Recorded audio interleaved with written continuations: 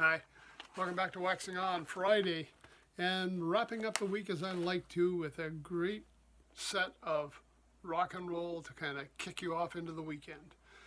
This time, soundtrack album. And it's from back in 1985, and this was one of my cassettes I found, which a lot of them I've misplaced or lost, but rounded this one up the other day. Music, soundtrack, Back to the Future. 1985. Michael J. Fox, Christopher Lloyd, classic movie. Now, usually I say, oh, it's great having the hard copy because we got all kinds of extras. This one, and this started happening with the cassettes. Basically, I've got the front cover. I've got a listing here of the different tunes that are on there and who's playing.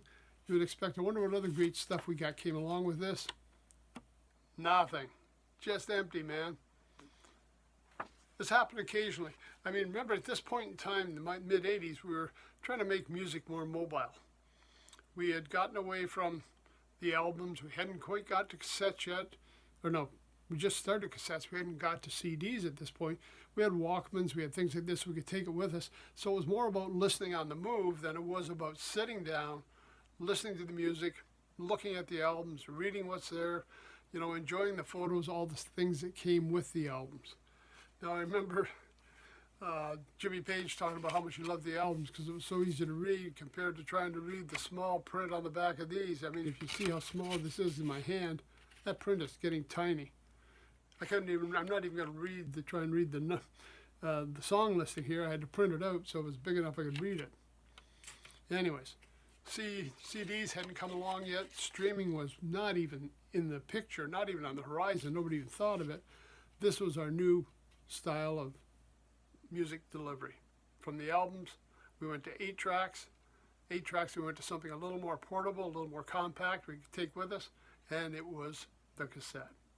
Anyways, let's get down to business. Who plays on this? What makes it so great?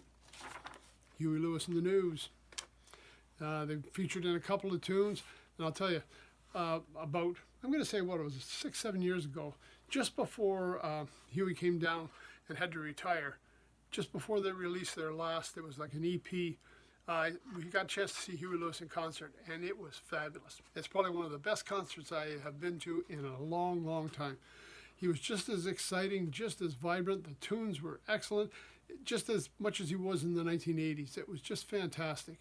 He had kept everything just the way it was, just what we wanted to hear.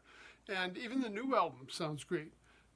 Now, I realize he's got some issues, can't sing anymore, he's not performing. I felt so great to be able to just see him one last time before he had to retire from performing, because it was just excellent. And great when I see him on the soundtrack here. Let's go over what we've got now. So, kick it off with Power of Love, Huey Lewis and the News. Big hit from the album, big hit for Huey Lewis. Great song, written by Huey Lewis, Chris Hayes, and Johnny Cola. Time Bomb Town by Lindsey Buckingham. There's another excellent one. We've got Heaven is One Step Away, Eric Clapton. We've got Back in Time, another one with Huey Lewis and the News. Wallflower by Etta James.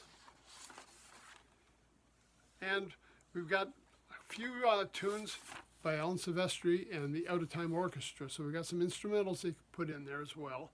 I tried to find who played in the Out of Time Orchestra, and the only thing I could find, really the name I recognized, Jerry Hay played trumpet.